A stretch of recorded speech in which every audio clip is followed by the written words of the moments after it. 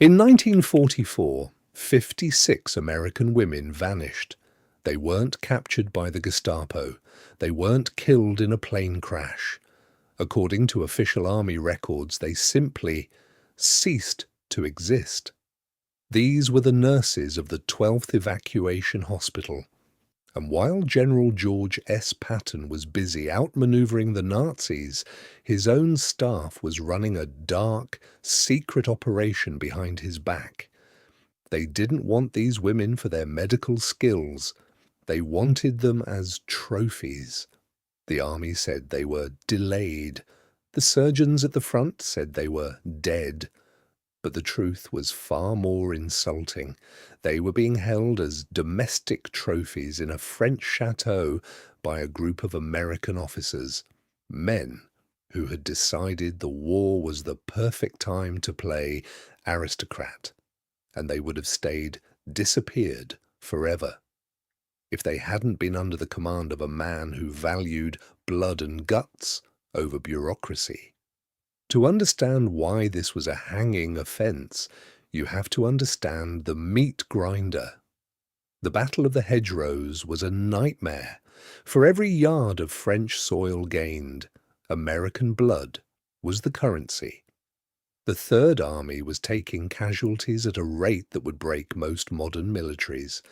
In 1944, the golden hour didn't exist. If you were hit, you had minutes. You needed an evacuation hospital. Specifically, you needed the 12th evac. These weren't just nurses. They were specialized surgical teams. They could debride a shell wound in 6 minutes. They could stabilize a sucking chest wound while a Tiger tank rumbled 500 yards away. But when the 12th evac landed at Omaha Beach and prepared to move inland, they were intercepted. A colonel called the administrator saw them not as a medical asset, but as a lifestyle upgrade. He diverted their trucks to a 17th century estate called the Chateau de Vaux. He didn't just requisition their skills, he requisitioned their lives. For the next 3 weeks, the Chateau de Vaux became a black hole. The colonel and his staff had turned the estate into a private club for rear-echelon royalty.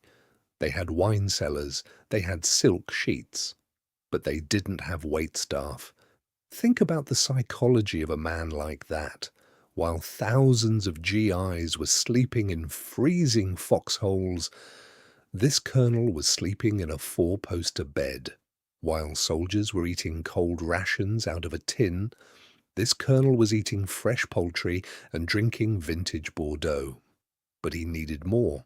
He wanted the image of a high society lifestyle. He wanted to feel like a nobleman in the middle of a global apocalypse. So he forced the nurses out of their fatigues and into starched whites. He stripped them of their surgical masks and gave them aprons. He took women who had been trained to save lives under fire, and he turned them into maids. They weren't allowed to practice medicine. Instead, they were ordered to serve 5-course meals. They were ordered to make the beds of healthy, able-bodied officers. They were even forced to attend dances to boost the morale of men who had never heard a shot fired in anger. Picture those nurses standing on the chateau balcony. They could see the smoke on the horizon. They could hear the distant, heavy rumble of the artillery from the front lines. They knew every boom meant more American boys were being torn apart by German 88s. They knew they were the only ones who could save them. But they couldn't move. Every time they begged to be sent to their stations, the colonel threatened them. He told them he would charge them with insubordination. He told them he would end their careers before they even started.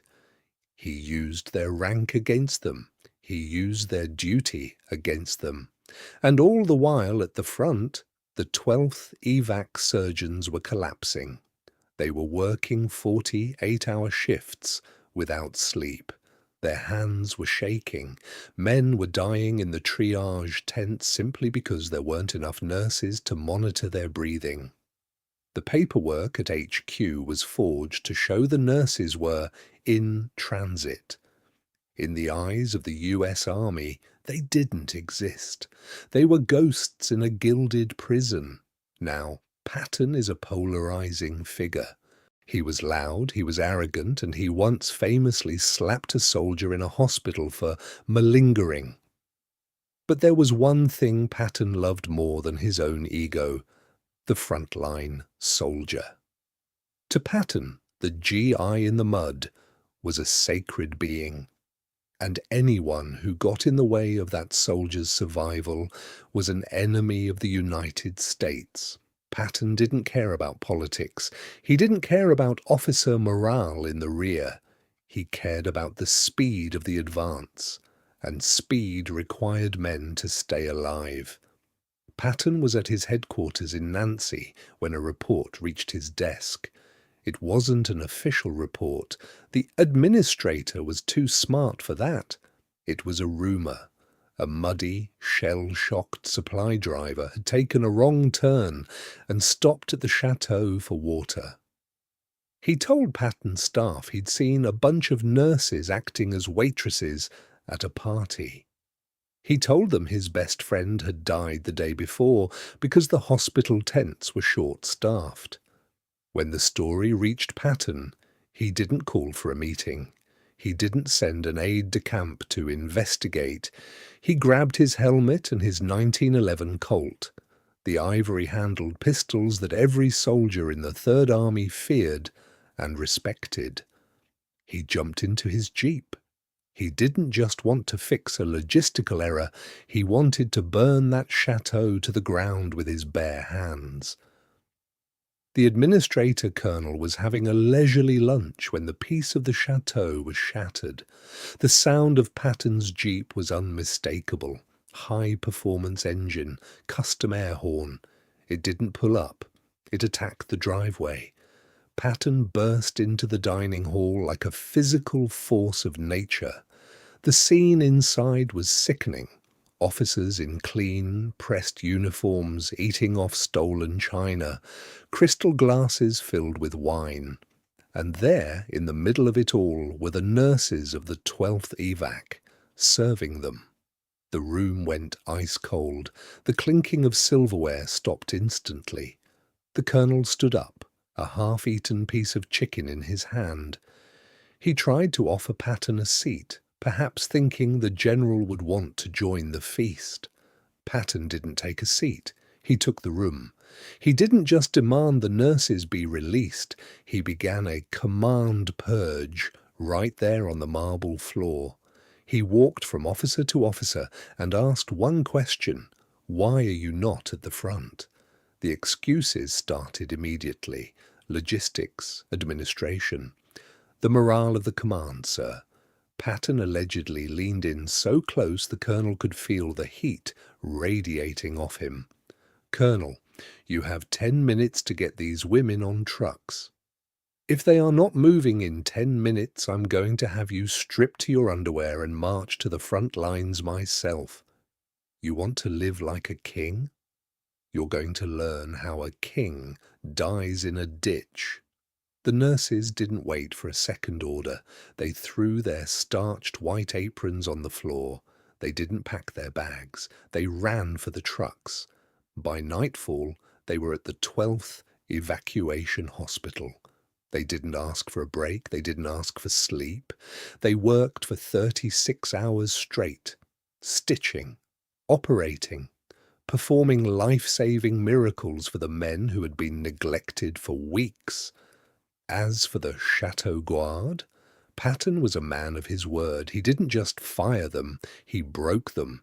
He used his authority to reassign every waiter officer in that room to the infantry as replacements. The very next day, they were in the mud. They went from drinking champagne in a palace to dodging 88mm shells in a trench. Patton ensured that the men who loved the rear were given the most dangerous jobs at the front. He proved that in his army there was no room for parasites. History usually remembers the big battles, the tanks, the planes, the grand strategy. But wars are won or lost in these small moments of integrity. This story was buried for decades. It showed a side of the US Army that was ugly, a side where ego and comfort were placed above the lives of the soldiers. It reminds us that sometimes the enemy isn't the guy in the other uniform. Sometimes the enemy is the guy on your own side who thinks he's too important to fight. But it also shows why Patton, for all his flaws, was the soldier's general. He knew that a nurse's hands were 1,000 times more valuable than a colonel's comfort. He knew that the only prestige that mattered was the survival of his men. The 12th Evac went on to be one of the most decorated medical units in history. They saved thousands of lives as they chased Patton's tanks all the way to the heart of the Reich. But they never forgot the day Patton liberated them from their own side. They never forgot the sound of that jeep in the driveway. And they never forgot that in the Third Army no one was ever truly forgotten, even when the bureaucracy tried to erase them, because as long as George Patton was in command, the only thing that mattered was the man in the mud. Patton's justice was harsh, it was violent, but it was real. And maybe that's why 80 years later we are still talking about him. If you want more stories about the hidden history they don't teach you in school, hit subscribe and turn on notifications. I'll see you in the next one.